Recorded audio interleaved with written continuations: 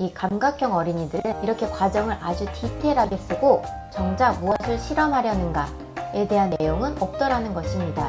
반면 이 직관형은 한마디로만 답을 간결하게 적었는데 열의 순환이라고 적었다는 것입니다. 직관형은 열의 순환, 이 문제가 무엇을 의도하는지는 알고 있지만 그 과정을 디테일하게 풀어쓰지는 못했다는 그런 이야기입니다.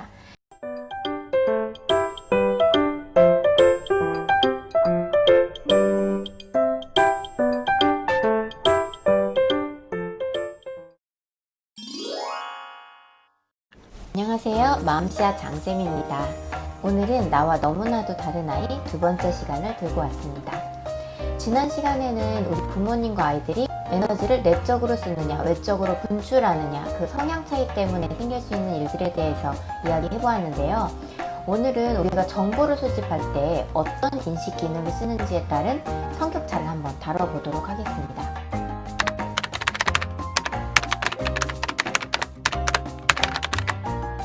MBTI에서는 사람들이 정보를 수집하는 방식도 다르더라고 말하고 있는데요.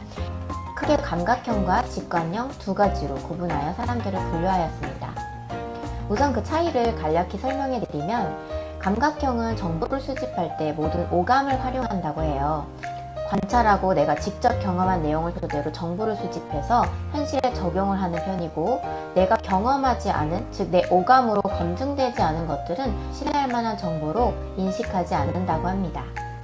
반면 직관형은 감각보다는 감각으로 볼 수 없는 관계성, 전체적인 패턴, 가능성, 연관성에 좀 더 집중을 하고, 또 어떤 일의 흐름을 잘 파악하고 감지하는 편이라고 합니다.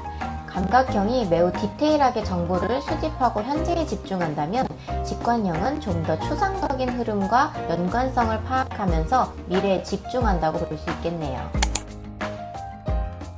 이전에 MBTI 교육을 받을 적에 강사님께서 예시를 들려주는 게 참 재미있었는데요. 과학시험 문제가 나오면 이 감각형 인식 기능을 가진 아이들과 직관형 인식 기능을 가진 아이들이 접근하는 방식이 매우 다르다고 해요. 과학시험에 실린더 안에 물에 열을 가하면 그 안에서 열이 어떻게 순환하는가에 대한 문제가 나온 적이 있었대요. 어떤 일이 벌어지는지 순차적으로 그 과정을 쓰고 마지막으로 이 실험이 무엇을 실험하려는 것인가 적어야 되는 문제였다고 합니다. 이 감각형 어린이들은 이제 아주 디테일하게 쓴 거죠.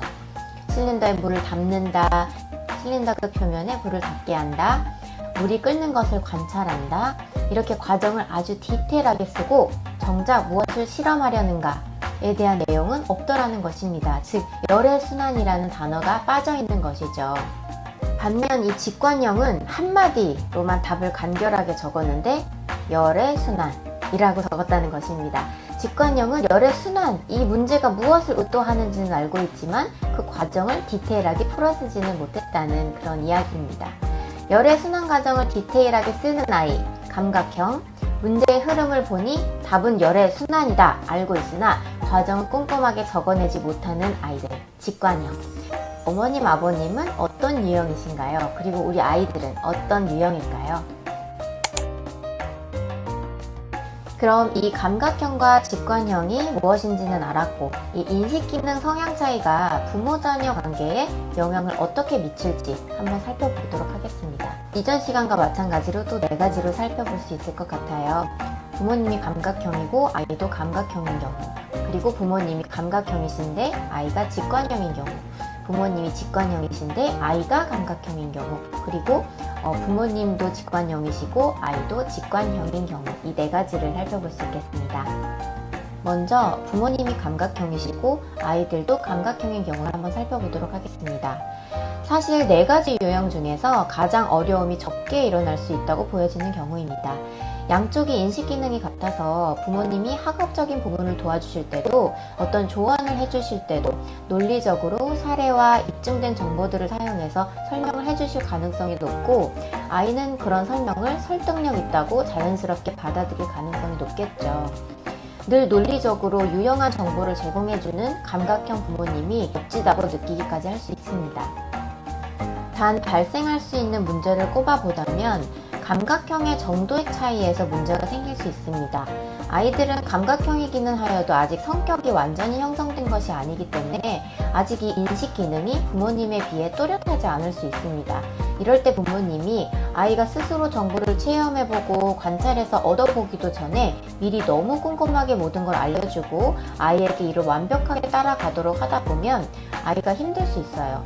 그리고 부모님이 위대하게 느껴지긴 하지만 자신이 상대적으로 초라해짐을 느낄 수도 있습니다. 그래서 이런 경우 두 가지를 어머님, 아버님께서 도와주실 수 있으세요. 첫 번째는 아이가 스스로 오감을 활용해서 관찰, 체험을 통해 정보를 얻을 수 있도록 과정을 지켜봐 주시는 것입니다. 너무 내가 알고 있는 내용을 논리적으로 아이에게 주입시키려고 하지 마시고 아이가 시행착오를 겪더라도 옆에서 정보를 습득하는 과정을 지켜봐 주시다가 아이가 질문을 하거나 도움을 요청할 시 어머님의 정보를 공유해 주시면 됩니다. 두 번째는 감각형 아이들이 창의적인 사고를 할 수 있도록 활동을 마련해 주시는 것입니다. 감각형 아이들은 디테일을 보니까 나무를 보는 아이들이라고 표현을 하고, 그리고 직관형 아이들은 숲만 보는 아이들이라고 해요. 나무 하나하나는 볼 수 없지만 전체적인 숲을 보는 아이들이라고 합니다. 우리 감각형 아이들이 너무 나무만 보게 되는 것을 원치 않으실 거예요. 가끔은 전체적인 숲을 볼 수 있는 능력도 필요하죠. 창의적인 사고를 할 수 있는 활동을 마련해 주시고 현재가 아닌 미래지향적 대화를 종종 함께 해주세요. 아이가 학습할 때 너무 자잘한 정보에만 집중하고 시간을 할애해서 핵심을 보지 못한다면 이 정보들이 모여서 무엇을 말하고 있는 것인지 전체적인 그림에 대한 이야기를 나눠주시면 좋습니다. 두 번째는 부모님이 감각형이신데 아이가 직관형인 경우입니다. 직관형 아이들은 창의적이고 미래지향적이고 상상의 나래를 펼치는 행복한 아이들이에요. 감각형 부모님들이 보시기에 현실감이 없고 지금 뭐가 중요한지 모른다고 느껴지실 수 있으세요. 뜬구름 없는 소리같이 들리기도 할 것이고요. 별로 중요하지 않는 일로 시간 허비한다는 느낌을 받으실 수 있어요. 직관형 아이들이 이렇게 행복한 생각들로 머릿속에 가득하다 보니 물건을 종종 잃어버릴 때도 있고, 그런데 부모님 입장에서는 화가 나시죠. 정신 똑바로 차리지 않고 산다고 타박하실 수도 있습니다. 시험을 보면 오지선다형 같이 흐름만으로 핵심을 찾아내는 시험들이나 창의적인 논술, 글짓기 같은 것에는 의외로 성적이 잘 나올 수는 있지만 논리적인 글짓기, 과정을 세밀하게 써야 하는 것들에는 부족할 수 있어요. 부모님 보시기엔 이해가 안 가는 상황일 수 있죠. 두 인식 기능이 너무 다른 상황에서 부모님들께서 직관형 아이들에게 감각형 방식을 요구하시다 보면 아이들이 일시적으로는 감각형으로 변하는 듯 보일 수 있어요. 하지만 일시적으로 부모님의 강압으로 인해서 변한 것일 뿐 다시 자신의 유형을 찾아가게 되고 부모님의 양육 방식에 상처를 입을 수도 있습니다. 그래서 이렇게 해주시면 좋을 것 같아요. 아이의 창의력, 상상력, 핵심을 꿰뚫는 능력, 아이의 강점을 높이 평가해주세요. 감각형, 직관형 중에 어떤 기능이 우수하다고 절대 이야기할 수 없습니다. 감각형이 꼼꼼하고 디테일하게 정보를 습득, 사용하는 경향이 있기 때문에 학업을 잘하는 경우가 더 있기는 합니다. 하지만 그렇다고 해서 직관형 아이들이 성적이 좋지 않다는 건 아니고요.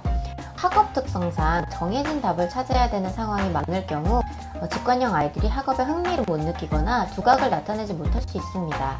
하지만 학업을 아예 놓을 수는 없습니다. 학업이 어느 정도 뒷받침돼 줘야 성취감도 느끼고 자존감에도 영향을 미치니까요. 아이가 답을 아는데 왜 그 답이 나오는지 설명할 수 없다면 아이가 생각해 볼 수 있도록 질문을 통해 아이의 생각을 자극해 주세요. 아이가 뜬구름 없는 창의적인 대답을 한다면 그렇게 생각하는 것도 재미있다. 그런데 여기서 이 부분을 쓰지 않으면 시험에서는 점수를 얻지 못할 거야. 너의 생각은 시험 말고 다른 곳에서 꼭 아주 멋지게 쓰일 거야 라고 지지해 주시면서 아이가 주어진 학습을 암기, 이해, 습득할 수 있도록 흥미를 유지시켜 주세요. 세 번째는 부모님이 직관형이시고 아이가 감각형인 경우입니다. 아이는 논리적인 설명이 필요한데 부모님이 논리적으로 설명해 주시기 어려워하시거나 설명을 하시다가 잘 안 되니까 아니 이건 답이 이거잖아 그걸 왜 몰라? 하고 화만 내시고 끝낼 수 있습니다. 감각형 아이는 배운 내용도 한번 확인해 봐야 하고 체험해 봐야 하고 이래야 정보를 인식하고 저장하는 타입인데 그런 설명을 듣지 못한 데다가 혼나기까지 해서 이 감각형 아이들은 억울할 수 있습니다. 부모님 입장에서는 척하면 척 알아듣지 못한 아이가 답답할 것이고, 전체적인 그림을 보지 않고 디테일에만 집착하는 아이가 한심해 보일 수 있습니다. 서로 다른 인식 기능 때문에 답답한 상황이 많을 수 있는 것이죠. 이때는 부모님께서 이렇게 도와줘 보세요. 아이의 논리적인 사고, 체험이나 관찰, 정보 수집을 통해서 섬세하게 정보를 획득하는 기능을 높이 사주세요. 누구누구 아니었으면 엄마 물건 잃어버릴 뻔했다. 저 사람을 기억해? 와, 기억력도 좋구나. 이렇게 아이의 강점을 지지해주세요. 직관형 부모님의 장점을 살리셔서 아이가 무언가를 보고 분석하는 탐구 방식의 활동 외에도 창의력과 상상력을 사용하는 훈련을 도와주세요. 예를 들면 종이 접기를 할 때 책을 보거나 원래 있는 방식으로만 할 게 아니라 마음대로 생각해서 종이 접기를 해본다거나, 동화책을 읽어주실 때 원래 그 스토리 라인 밖의 내용으로 함께 상상의 나래를 펼쳐 이후 스토리를 만들어 보거나 스토리를 변형해 보는 놀이도 좋습니다. 마지막 유형은 부모님도 직관형이시고 아이도 직관형인 경우입니다. 첫 번째, 감각형 부모님, 감각형 아이와 마찬가지로 정보를 인식하는 기능이 같은 이 부모와 자녀는 크게 지내시는데 불편하지 않으실 거예요. 함께하는 놀이가 매우 재미있을 수 있습니다. 아이가 창의력, 상상력, 전체 흐름을 보는 능력을 키워나가기에 최고의 환경이 될 수 있죠. 하지만 나중에 학령기로 들어서면 어느 정도의 학습 습관을 부모님께서 잡아주시고 도와주셔야 하는데, 이런 부분이 일관적으로 되기가 어려울 수 있습니다. 특히나 학습을 잘 하려면 감각형의 어느 요소들이 필요한데, 그런 부분들을 부모님도 직관형이시기 때문에 채워주시기 어려우실 수 있어요. 아이를 앉혀놓는 것도 꾸준히 하기 어렵지만 아이에게 이건 돼 왜 이해를 못하느냐, 서로 언성만 높아지다가 감정만 상하고 공부 자리를 끝내게 되는 경우도 있습니다. 이런 경우에는 이렇게 도와주세요. 아이들이 문제를 풀거나 공부할 때 답은 맞았는데 과정이 없는 경우, 이럴 때 그냥 답이 맞았으니까 하고 넘어가시기보다는 이건 왜 그럴까 라고 생각할 수 있게 질문 자극을 주시는 것이 중요하고요. 아이들이 그럼에도 불구하고 이건 왜 그럴지에 대해서 생각을 하기 어려워하는 경우에는 이 문제를 못 푸는 친구가 네 옆에 있다고 생각해보면 그 친구한테 어떻게 설명해 줄래? 라고 하면서 친구에게 설명해 주듯이 설명하고 그 과정을 써보자고 제안해 주세요. 자신과 다른 인식 기능의 연습이므로 모든 문제를 이렇게 접근하시면 아이가 학습에 흥미를 잃을 수 있습니다.